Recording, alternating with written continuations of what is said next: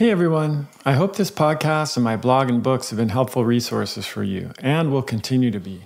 But if you've been struggling with a chronic health problem and are feeling stuck, consider coming to work with my team and me at the California Center for Functional Medicine. We work with patients all over the US and have experience treating a wide range of conditions, including GI problems, autoimmunity, hypothyroidism, cognitive mood and behavioral issues, weight gain and metabolic dysfunction, and more. Our unique model teams clinicians with nurse practitioners and health coaches, all of whom are trained in my ADAPT framework approach to provide a high level of care to our patients. This means more support between appointments, personalized guidance on diet, lifestyle, and behavior change, a cutting-edge patient portal with 24/7 access to your labs and records, handouts and resources to guide your protocols, and a team of practitioners working together on your case. We're currently accepting new patients, so if you'd like to learn more, visit chriskresser.com/becomeapatient. Hey everybody, it's Chris Kresser. Welcome to another episode of Revolution Health Radio. This week, I'm excited to welcome Diana Rodgers back on the podcast. Diana is a real food nutritionist living on a working organic farm near Boston, Massachusetts, and she runs a vegetable and meat CSA, Community-Supported Agriculture program. She's the author of 2 best-selling cookbooks and runs a clinical nutrition practice. She writes and speaks about the intersection of optimal human nutrition, environmental sustainability, animal welfare, and social justice. She's also the producer of the Sustainable Dish podcast, interviewing experts in the environmental and health movement, and her new film project, which we're going to talk about on the show, called Sacred Cow, examines the environmental, nutritional, and ethical case for better meat. So I wanted to talk to Diana about the recent study that was published. I'm sure many of you have heard of the EAT-Lancet study, which advocates a diet very low in animal products, both for nutritional and health reasons and also environmental reasons. So we're going to take a closer look at that study and see if the claims that it makes are actually supported by the evidence and by our understanding of the environmental impact of consuming meat. And then we're going to talk about other topics like lab meat and the meat tax, and then the power of film for reaching a wider audience with some of these messages. So I hope you enjoy the podcast as much as I did, and let's dive in. Diana, thanks so much for joining me again on the podcast. Yeah, thanks for having me.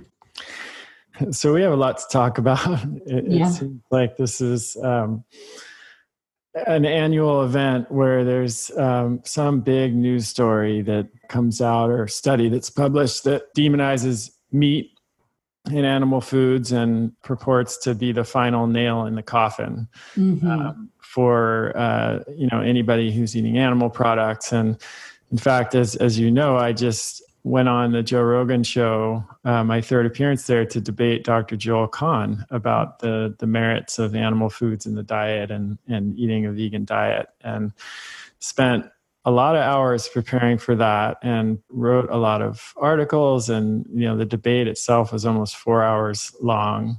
And admittedly, I was a little tired out after that experience. And I just couldn't muster the energy and strength to write a rebuttal to the EAT-Lancet paper that was published.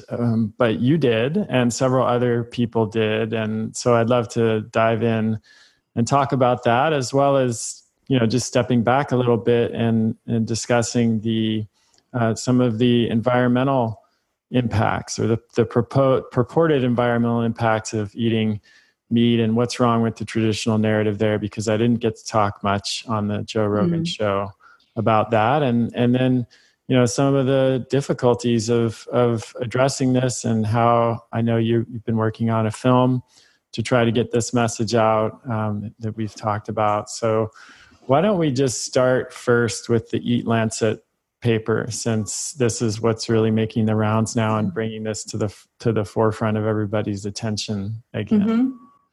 Yeah, definitely. So they were really attacking red meat on a nutritional and environmental angle. So I know you're arguments on the Joe Rogan podcast were purely nutritional. I think that, the main narratives are always nutrition, environment, and ethics. And ethics were kept out of the EAT-Lancet, very long paper that took me quite a long time to read. Yeah.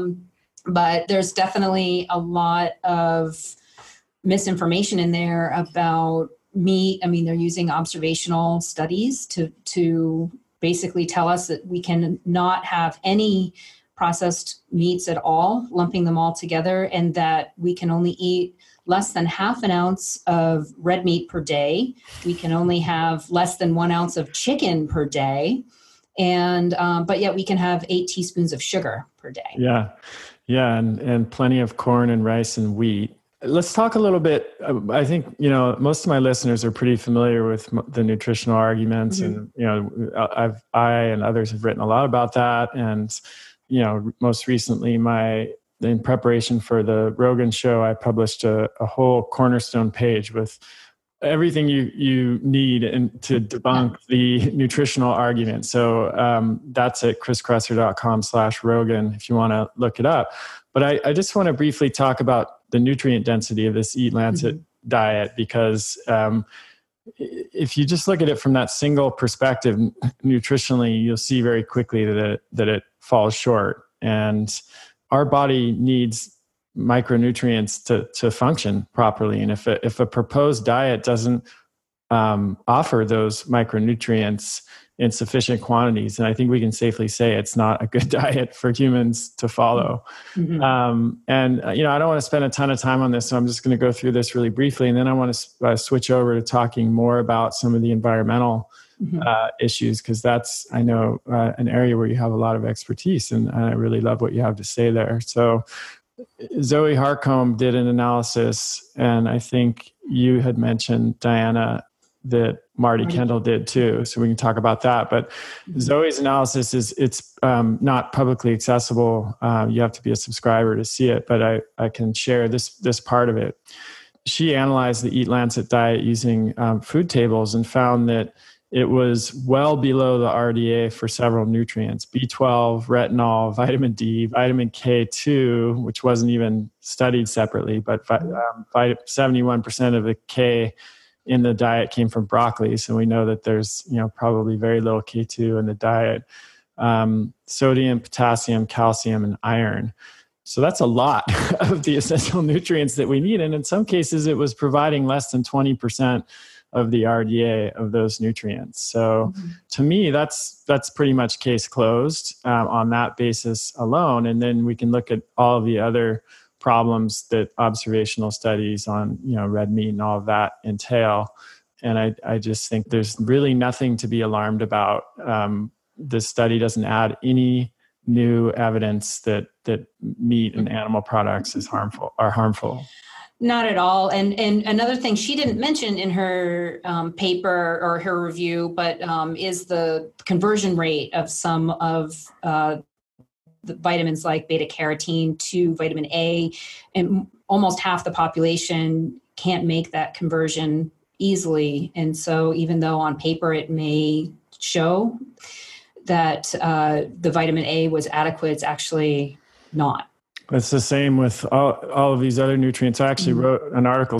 I addressed this in my article on nutrient density. You can find at the chriskresser.com/Rogan link. Iron, 94% of the iron in the EAT-Lancet diet is from plant-based forms of iron. And we know that heme iron that you get from animal products is orders of magnitude better absorbed than most plant forms of iron. And same with calcium, mm-hmm. better absorbed in most cases from animal products, and virtually every other nutrient. Zinc, long chain omega-3 fats only found in animal products. So it's really that conversion and bioavailability piece is almost never addressed in these kinds of studies. Right. And you also write a lot about B12 and how these plant-based B12 analogs mm-hmm. actually increase your need for real B12. Exactly. Yeah. So really nothing to see here from a nutritional perspective. But part of why it's making such a big splash is, in addition to the highly coordinated launch campaign that is driven by, celebrity, very wealthy celebrity type of people who are behind this, is the argument that, not only should we avoid red meat and animal products for these nutritional reasons, but they're destroying the planet. So let's really dive into that and unpack that from the perspective of the paper. I think you wrote an article, something like 20 reasons or 20 points against this. So we don't have to go through all of those, but let's cover the highlights. Yeah, well, I think the number one thing that people need to understand is that we can't just assume that if we're not raising animals that it will automatically free up land for more crops. So agricultural land isn't interchangeable. Most of the agricultural land on the globe is not suited for cropping due to water availability. It's too rocky, it's too steep. So I think a lot of people, especially that haven't traveled much, look around and just see nice flat land and just assume that everywhere in the world is like that. And I mean, picture Iceland, Norway, picture many parts of Africa, Mongolia. I mean, there's just so many places that really will only support grazing animals and not wheat and corn and soy production. And so that's a huge thing that we need to consider. And if we are to not graze animals on that land, not only will we lose that for food production, but the land will also desertify because we just don't have those wild herds in the numbers that we used to any longer. And ruminants are actually incredibly beneficial. Their impact on the land helps increase water holding capacity, their grazing actually stimulates new growth in a good way. So you can't just have these, fenced off acres with nothing on it. You actually need grazing animals as part of healthy grassland ecosystems. Yeah, that's a point that is really misunderstood. I see a little bit more discussion about it, certainly at least in our realm, but I'm having a hard time thinking of mainstream article that really did justice to that point. Do you know of any?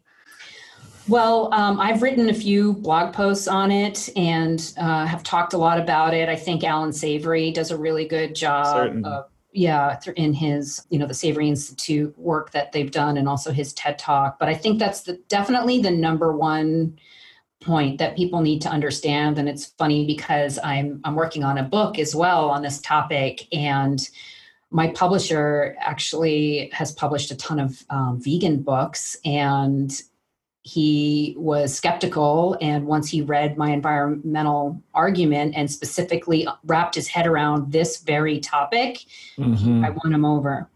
So I think, amazing. Yeah, people just, because we're so divorced from nature, you and I have talked about this before, just offline, but that's the number one problem is that people just have no idea how food is produced and what makes a healthy ecosystem. And a lot of the vegans will, the ones who do accept that not all land can be cropped, just want it turned over to be rewilded. So let's just crop everything we can possibly crop, and then we'll just rewild all the pasture land with deer or something cute, But then what are we going to do? Because we've eliminated all the predators. I mean, even in the town I live in outside of Boston, we have a massive deer problem. And nobody wants hunting because they don't want to see, dead animals on their beautiful hikes around, the conservation land here in my town.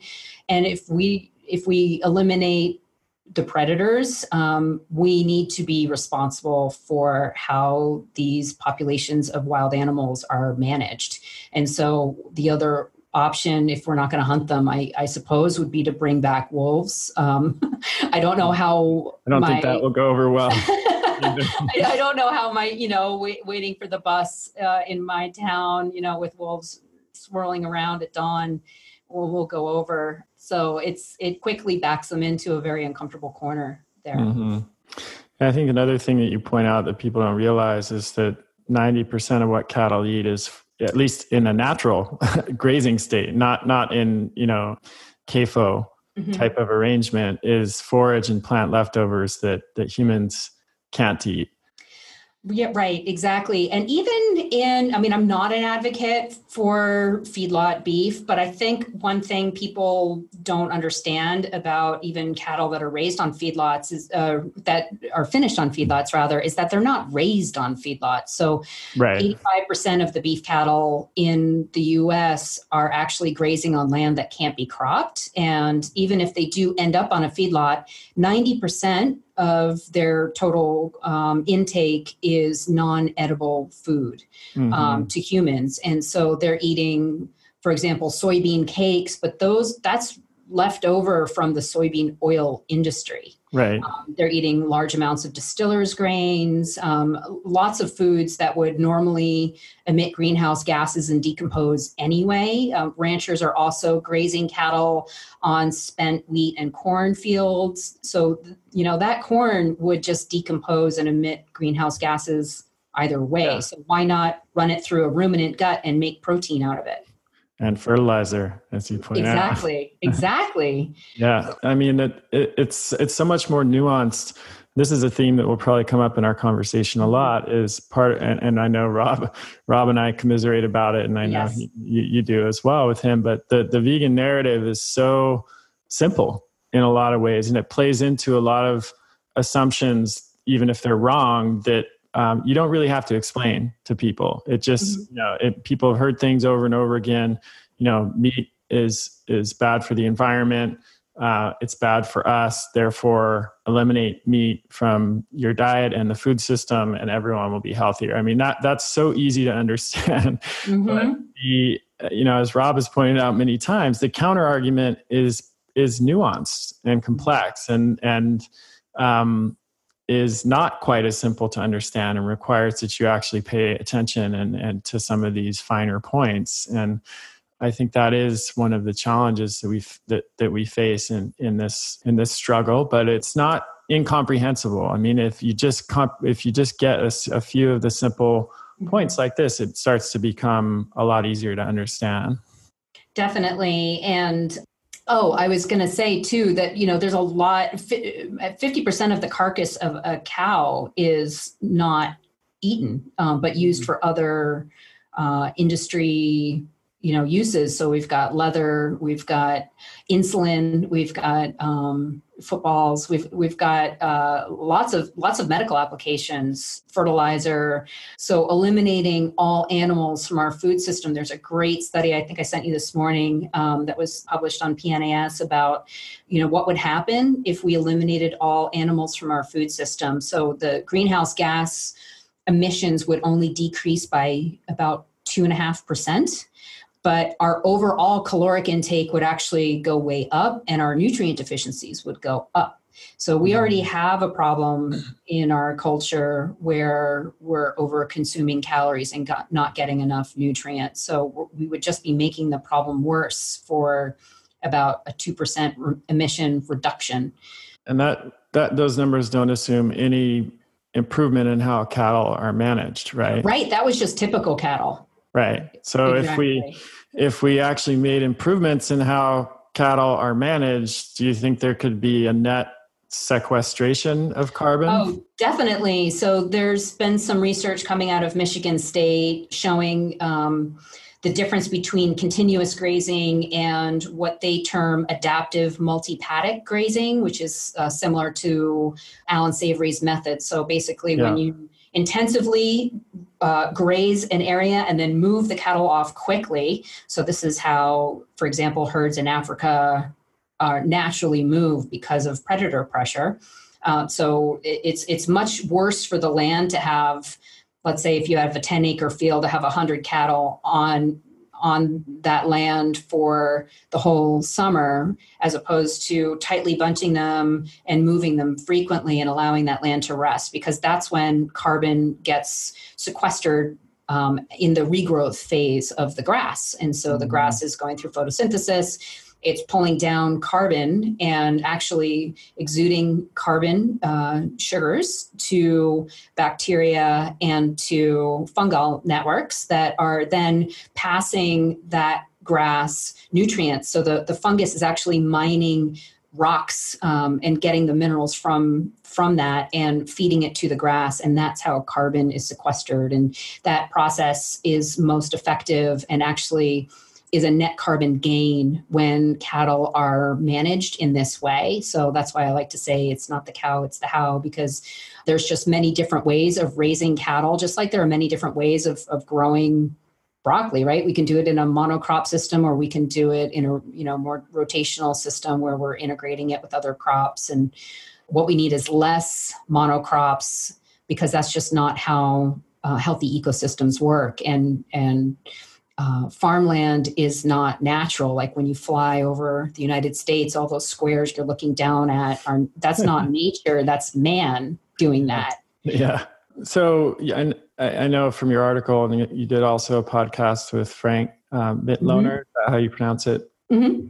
We'll include a link to that in the show notes, because I think people should listen to that. He's an expert in greenhouse gas emissions and animal agriculture. And you guys talk a lot about what's really going on there and why some of the typical numbers that are thrown around are not accurate. And if anyone's interested in a deeper dive, I'd definitely recommend listening to that. Mm-hmm.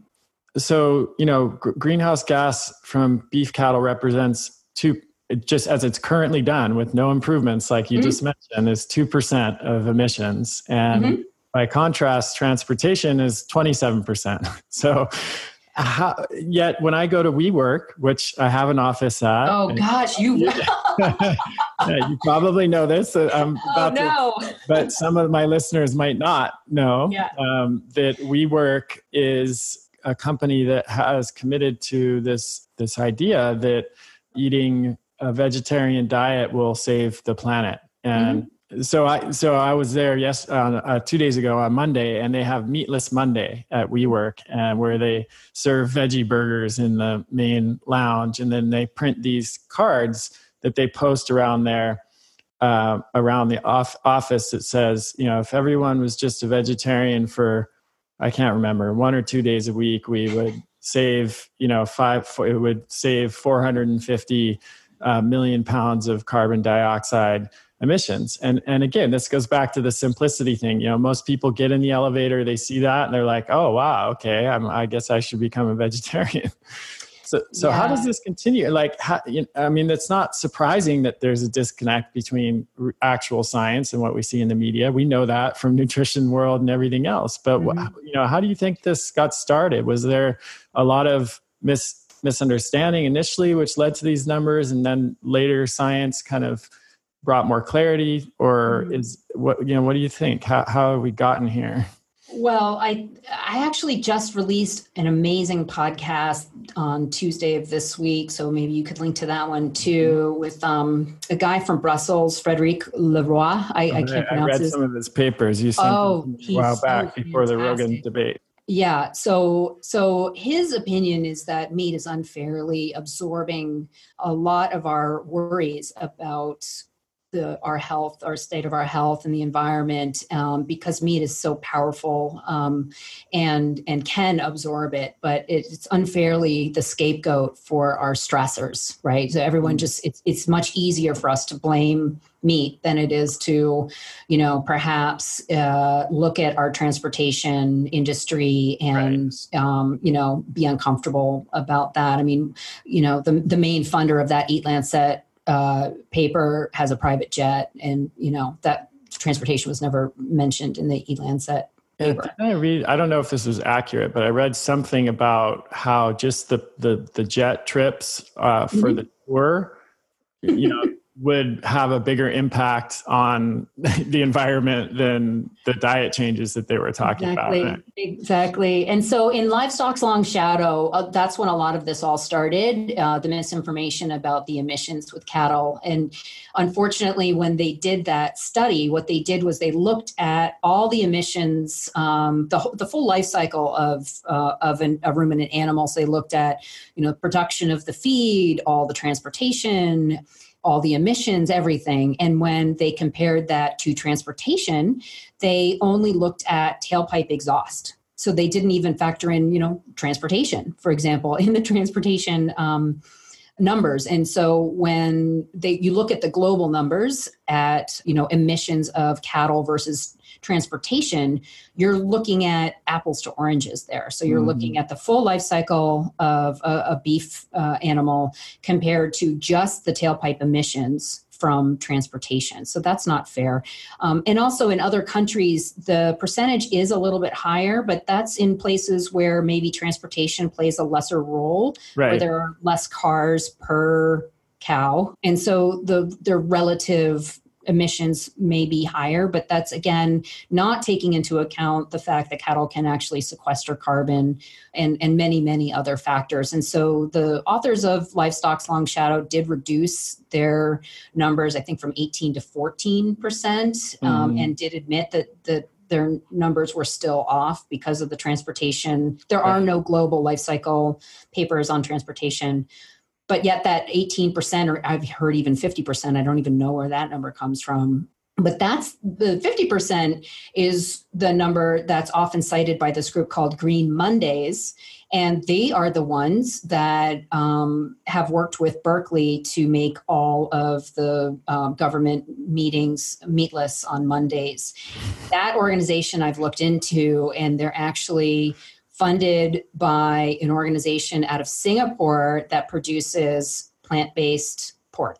Right. And so there's a lot, the environment and the ethics and even the nutrition argument is very convenient for large food companies to profit, because processing means profit. Well, let's talk a little bit about that. And since we're on the topic, and I do want to come back to some of the other ways that an animal-based food system, or a food system that includes animals, can actually benefit biodiversity, things like that. So follow the money. We talk about that a lot on this show. I'm not a conspiracy theorist, but on the other hand, you'd be very naive and misguided to assume that money doesn't play a big role in setting food policy and coming up with these laws. It always has, and it probably always will. And if you look at the EAT-Lancet Diet, I think this was from Marty Kendall's analysis, you'll find that 32% of calories come from rice, wheat, and corn, and 14% come from unsaturated oils. So these are highly processed foods. Right. People aren't eating, we're not talking about corn on the cob.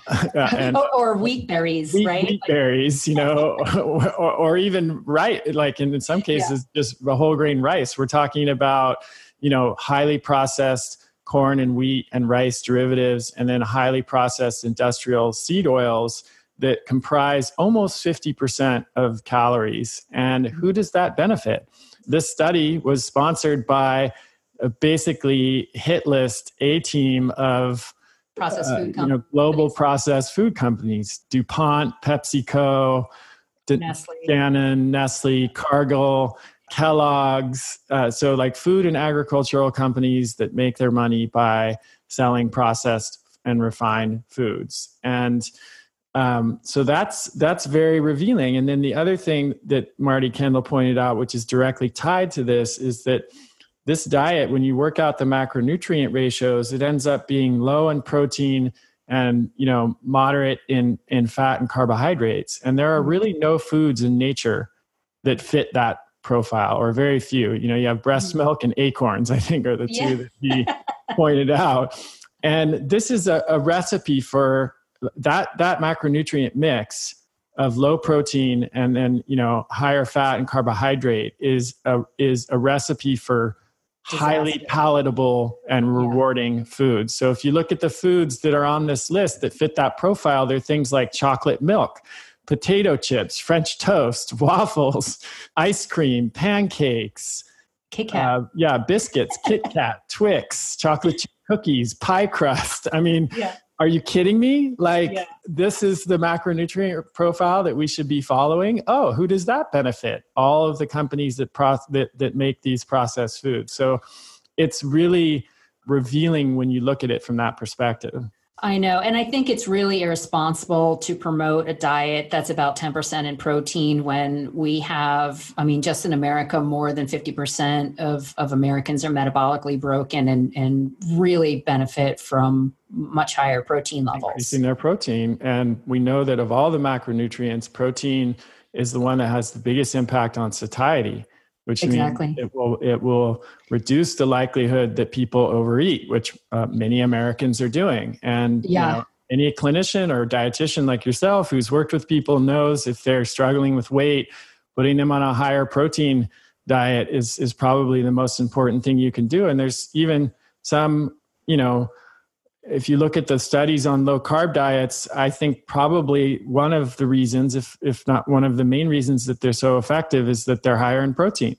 Yeah. And, I have to say too, so I actually have recently been following Marty Kendall's nutrient optimizer diet personally, just as an experiment to try to maximize my micronutrients. And I eat really well. I live on a farm. I have a lot of education in nutrient density. I have access to all of these foods. It's really hard to get all your micronutrients in a day, but it's really easy to feel satiated when you have a high percentage of animal protein in your diet. So whether that's, oysters, which I know I can beat his leaderboard if I just eat a ton of oysters in one day. That's right.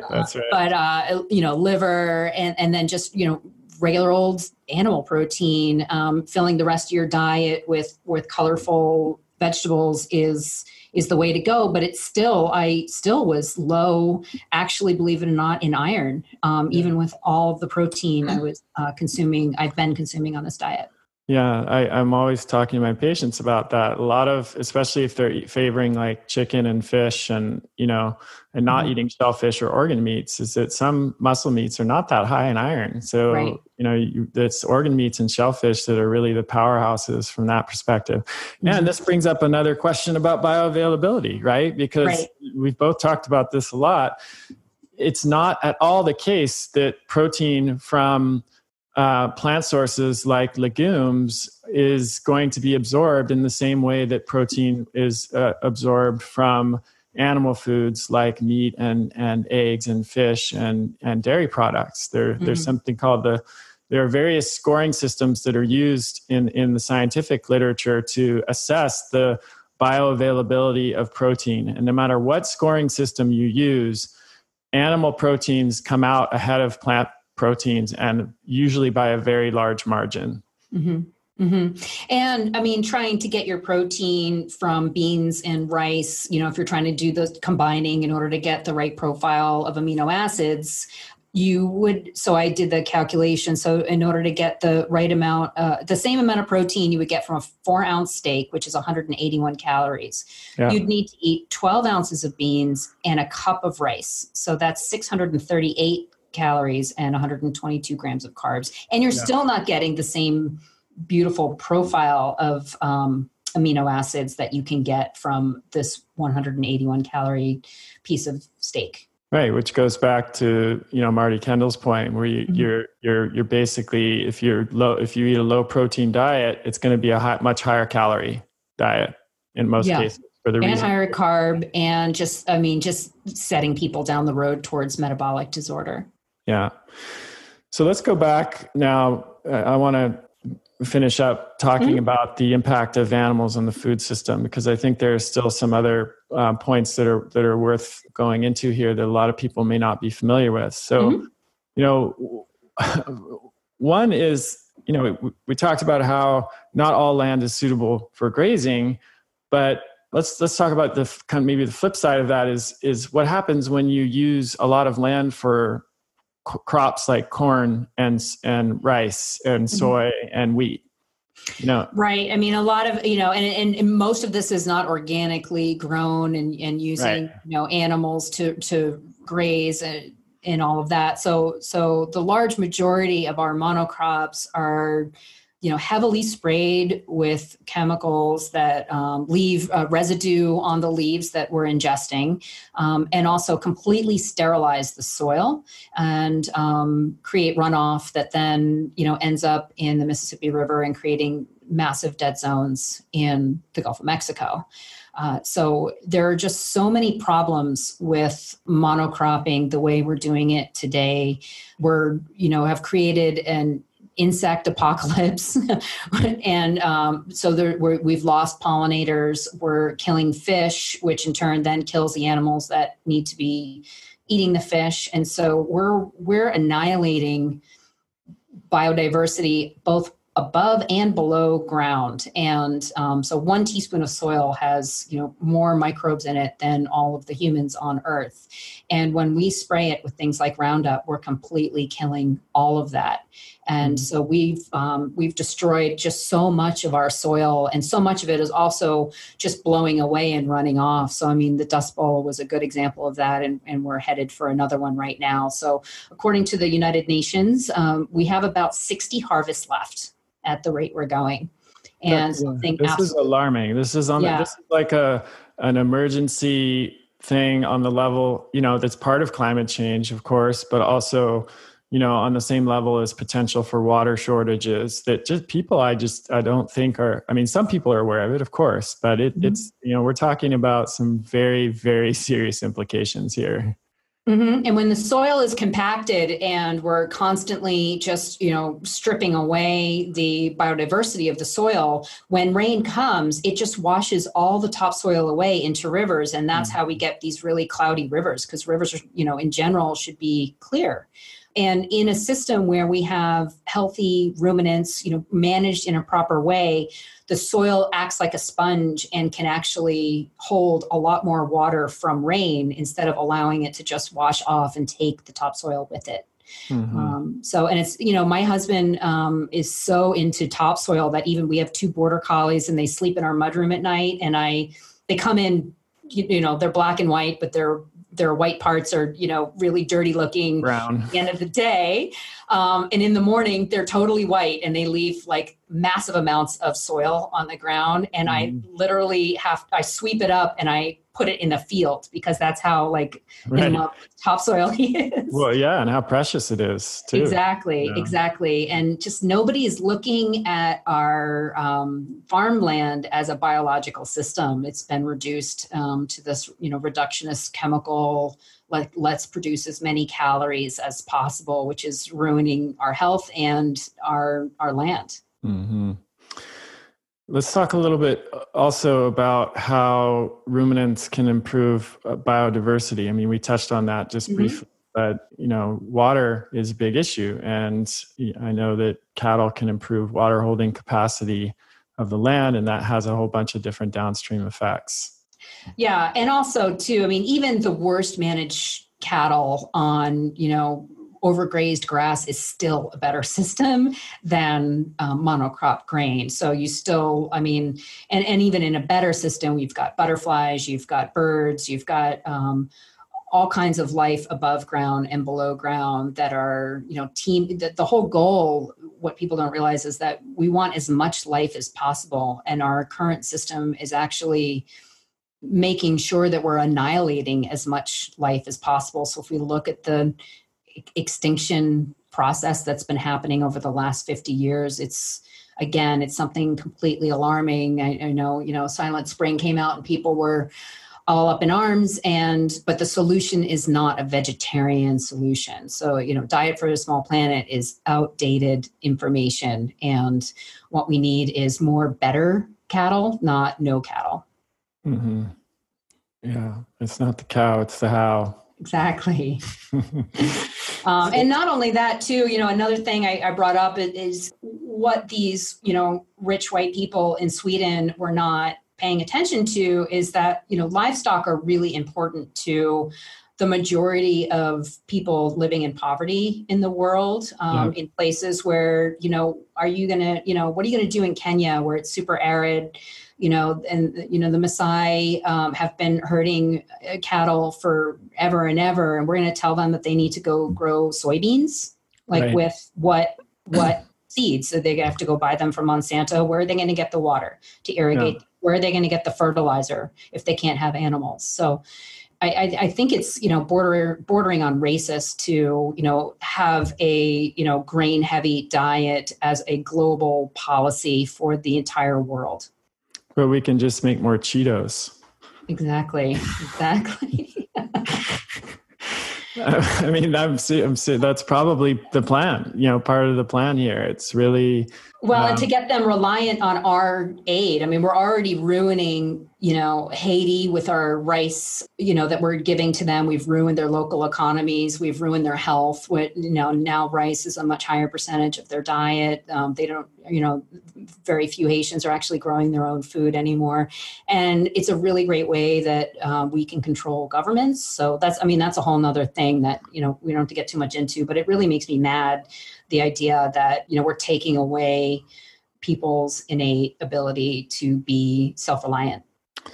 Not to mention the very clearly documented health impacts that are observed when traditional peoples adopt Western food system. Exactly. And I have an image on my post. So the Canadian government decided that they knew best, advising a local Inuit population that they should be eating a Mediterranean diet, which I think is just, this one image of this igloo showing all of their nutrient-dense traditional foods in the red category and bananas and oranges and orange juice in the green category. That just sums up exactly how wrong we've gotten our dietary advice just in this one image.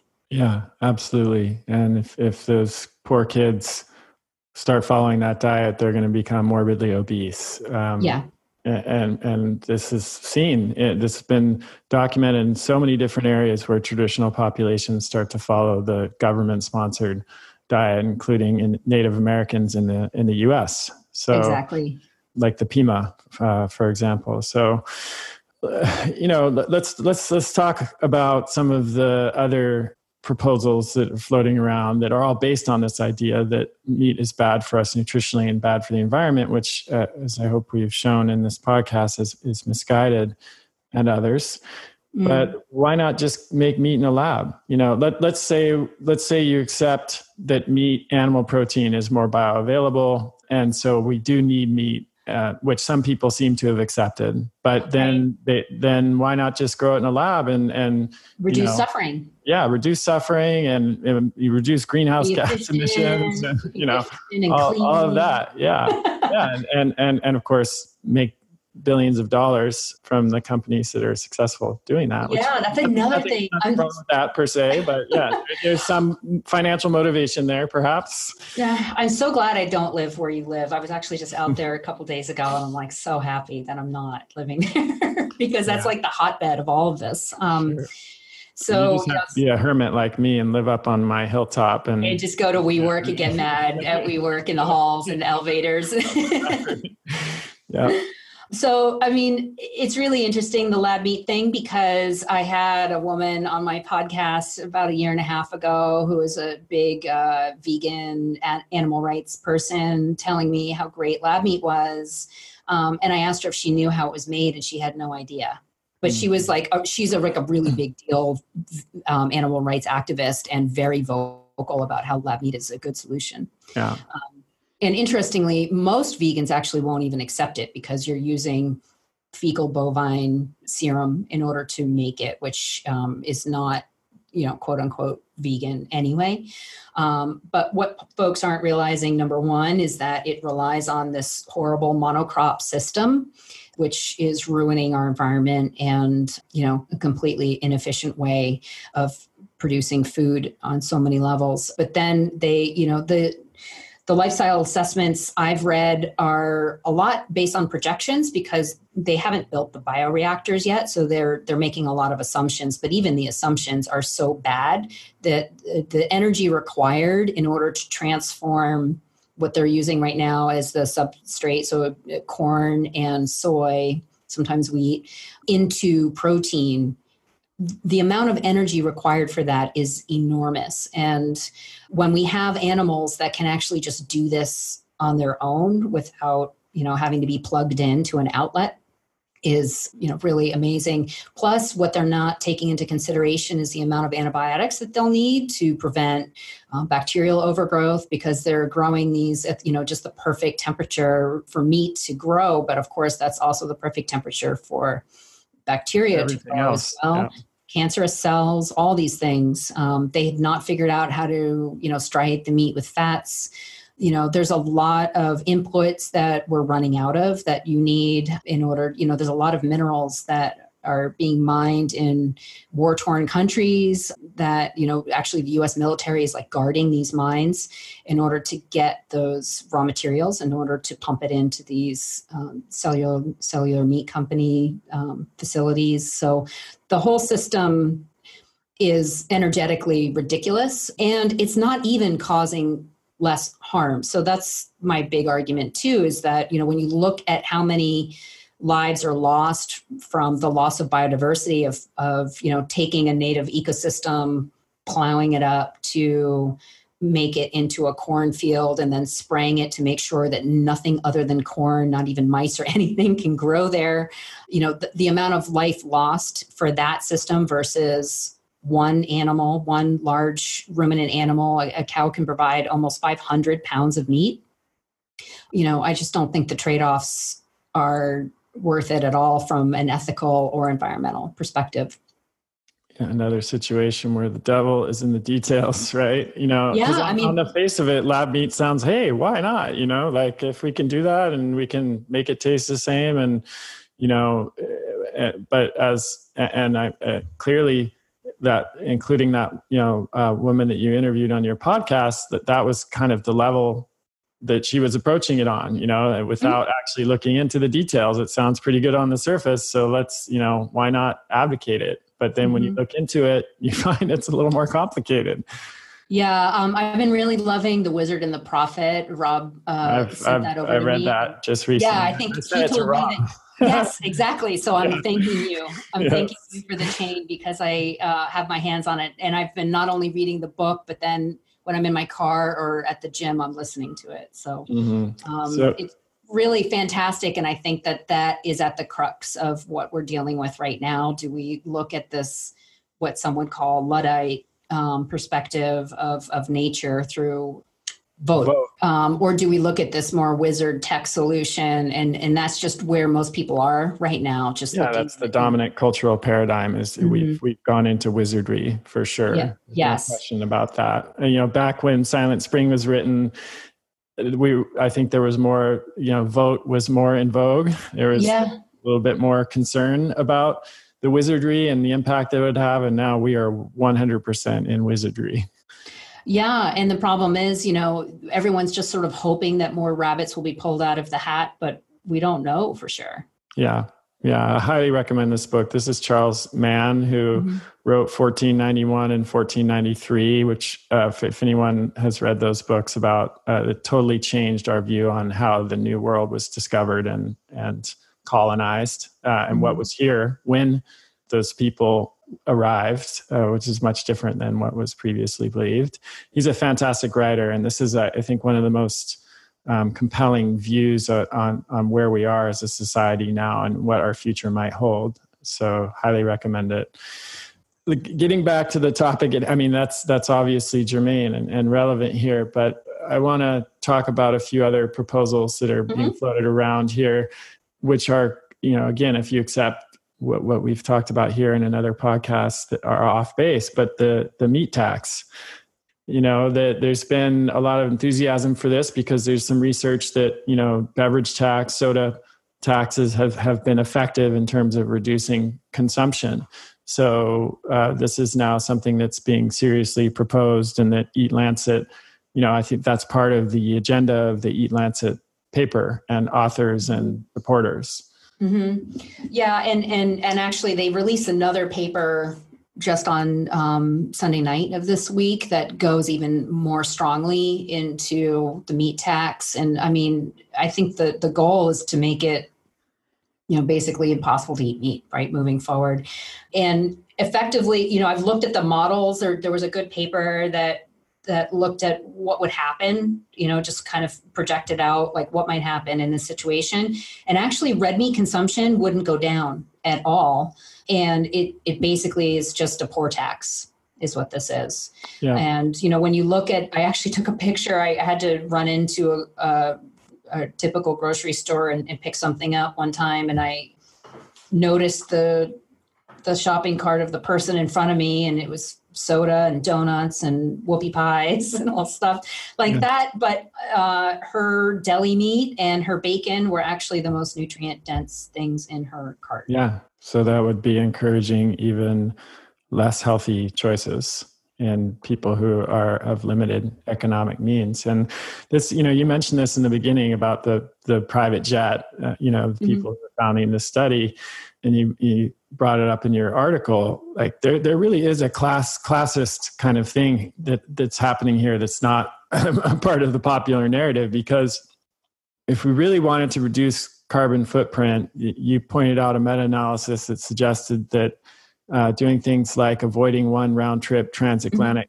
flight, more of a car-free lifestyle, having one less child in an industrialized nation would have by far bigger impact than, reducing your consumption of beef. Mm-hmm. Mm-hmm. Or you're changing your diet in any way. And who's doing a lot of round trip transatlantic flying? People who are at a certain socioeconomic level. Mm-hmm. And so, a lot of these proposals are like, let me continue to live my carbon emitting lifestyle, and then let's introduce changes that won't affect that, but will impact people who are poor and in a really adverse way without really, changing anything, me having to change anything as a privileged person. Right. And I mean, in order to do vegan right, you kind of do need to be a celebrity or an uber rich person that, if there is a way to do vegan right. But I mean, there's a lot of food prep involved. There's a lot of time involved. There's a lot of time spent eating. You just have to eat a lot, chewing, right? Like you have to, your typical person that maybe gets 2 15-minute breaks a day is not going to be able to chew enough food, or have a staff that can, make the cashew cream to make the, all the. Yeah. Or shop at the, buy the cashew cream for $9.49, for a half pint or whatever it is. Right.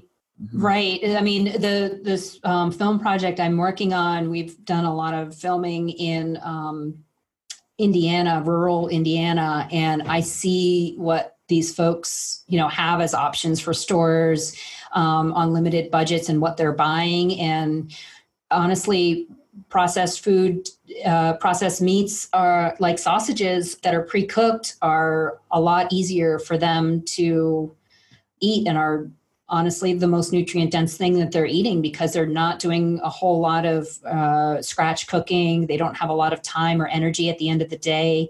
So, when life is really hard and you're working really hard, you don't have the privilege to push away something nutrient dense like meat. Absolutely. So let's talk a little bit about the film. I know it's gone through a lot of iterations and it's been some wins and some challenges. So, tell me, let's start with a little bit of the idea and the inspiration behind it, why we both feel that this is important to get out there.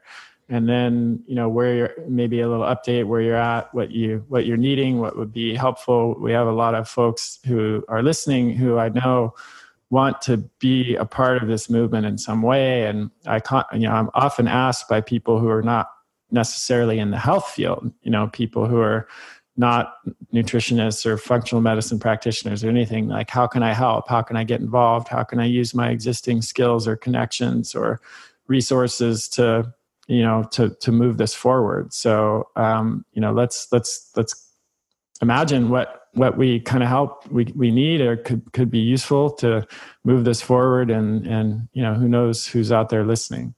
Yeah. So I was halfway through writing a book on this subject, on the nutritional, environmental, and ethical case for meat, when yet another vegan film came out about 1.5 years ago. And I was like, if this guy can make a movie, I can make a movie. be. And so that's kind of how it all started. I did a crowdfunder that was pretty successful, and we got rolling. At the time, the project was called Kale versus Cow. And we started filming some of these nutrition stories. We hooked up with a doctor who has some amazing clinical trials and is doing really good work in a pretty rural part of the Midwest, conveniently corn country. But there's also farmers who are, plowing in their corn and turning it back to grass. So there's some really great stories happening there. And some of the feedback I got from the title Kale versus Cow was that, this sounds like another vegan film, or it sounds like I'm against kale, which, as you know, I'm not against kale. But, I think folks maybe that don't know me as well had these misperceptions, and the name was a little bit of a hang up for them. So we went back to the drawing board a little bit and changed the title to Sacred Cow, which I think works really nicely also because there's that double meaning of sacred cow, because the vilification of beef is just so embedded in our system. And I mean, even when I was going through my graduate program in dietetics, red meat is not okay. Like it's just not, even though in, biochem, it's totally fine if you just look at it from an objective scientific perspective. Yeah.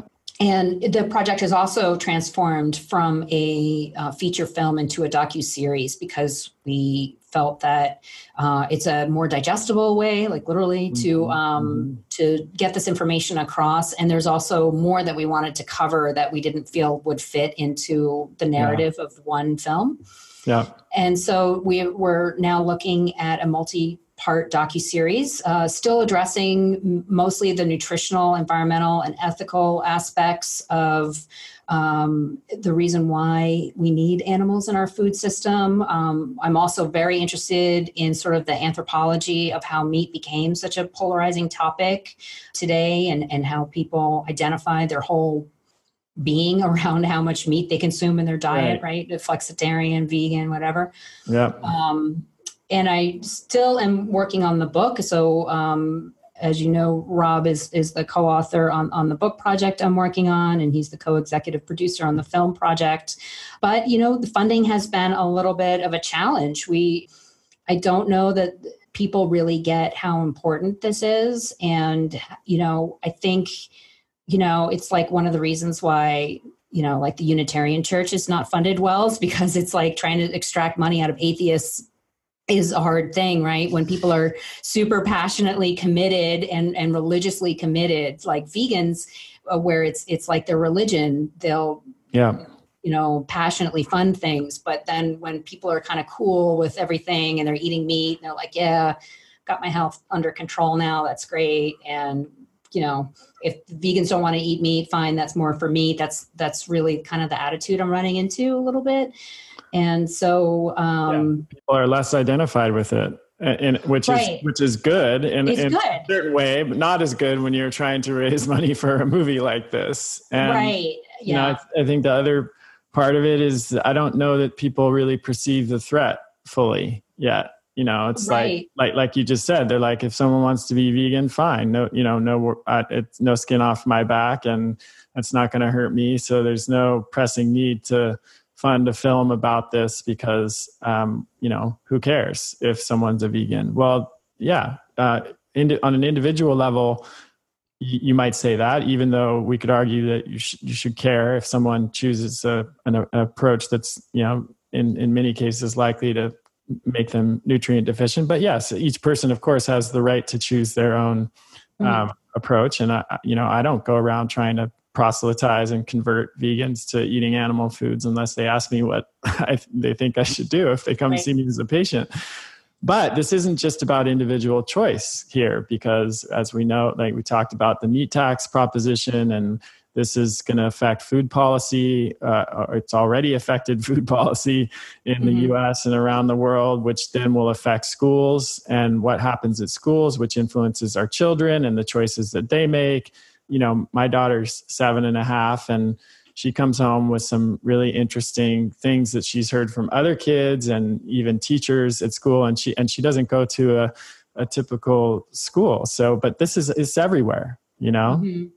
Yeah. Exactly. Yeah. And there's a lot of schools now eliminating meat for health. And I think a lot of parents are kind of feeling a little worried about meat consumption. And so maybe they're thinking, well, at least they're getting a healthy meal at school. Right. And so that's concerning to me, because for a lot of kids, this is their most nutrient dense meal of their day. And to blame it on meat is just wrong.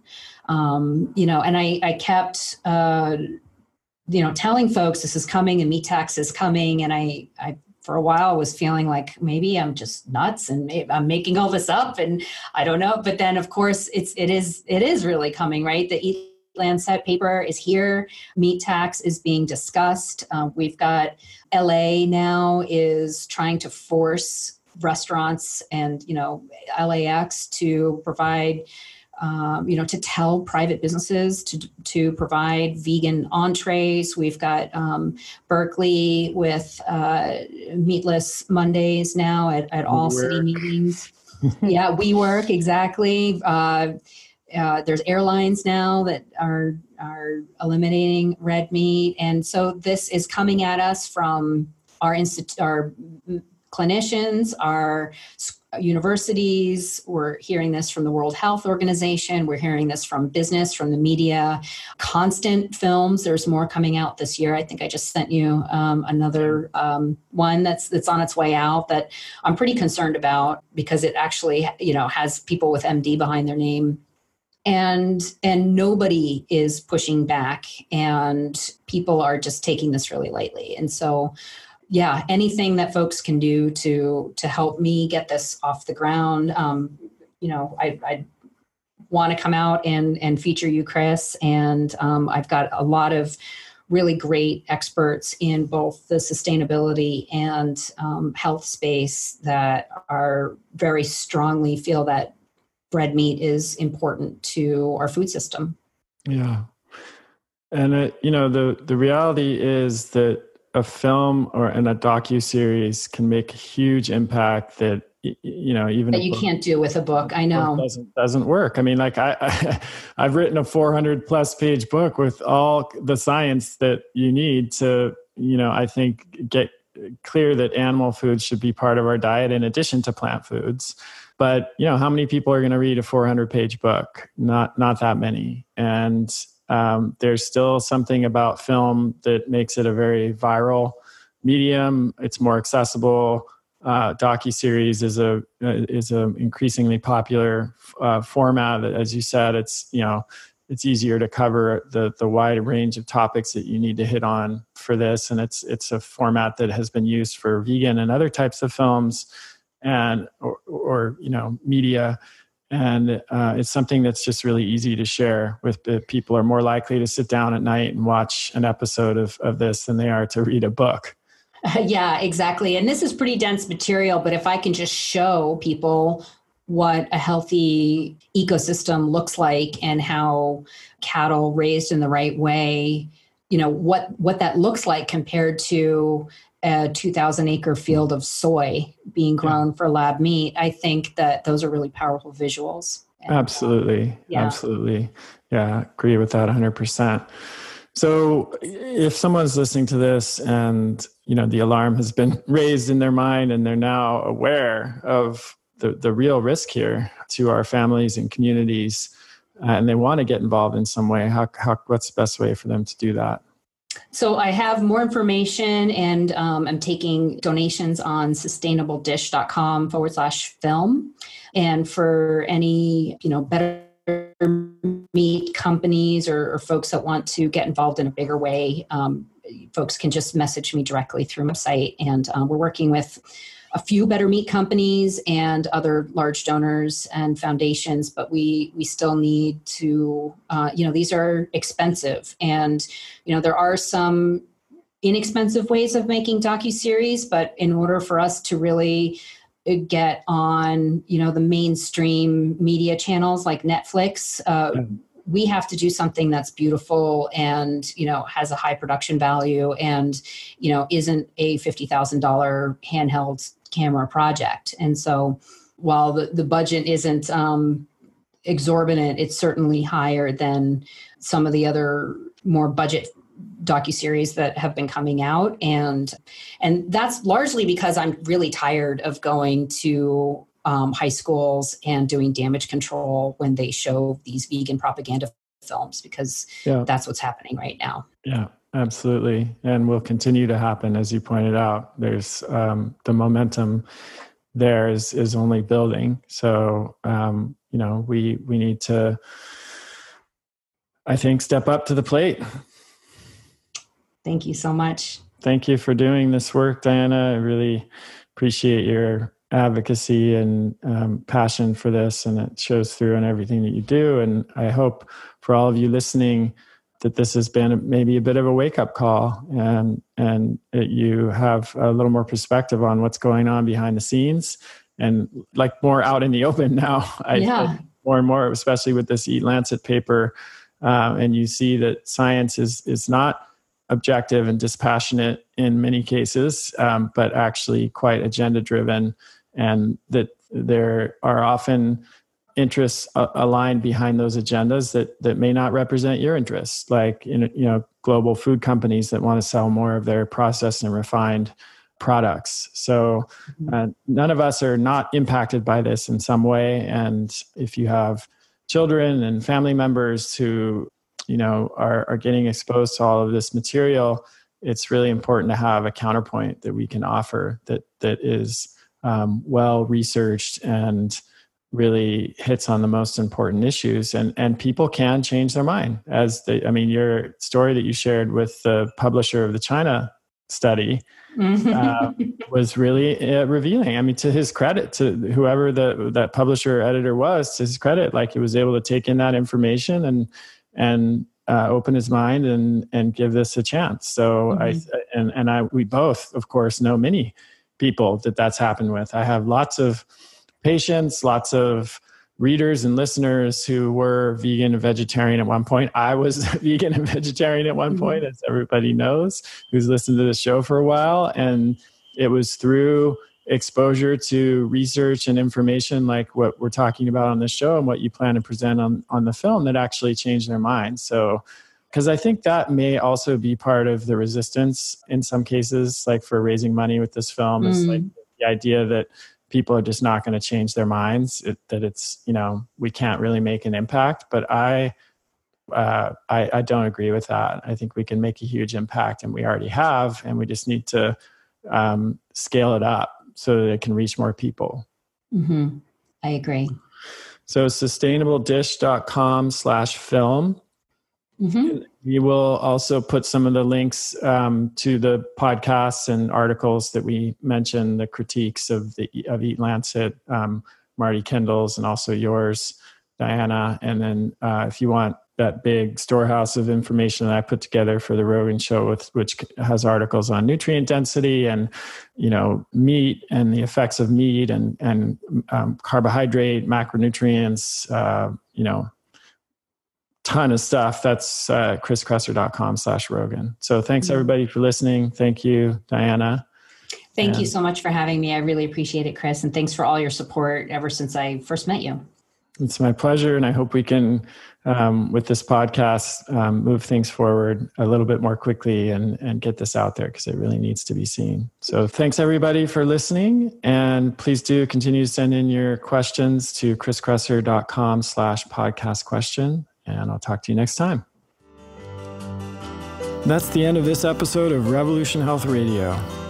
If you appreciate the show and want to help me create a healthier and happier world, please head over to iTunes and leave us a review.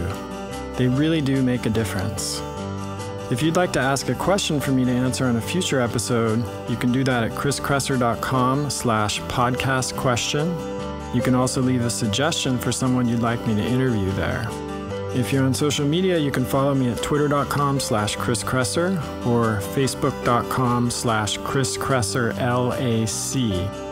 I post a lot of articles and research that I do throughout the week there that never makes it to the blog or podcast, so it's a great way to stay abreast of the latest developments.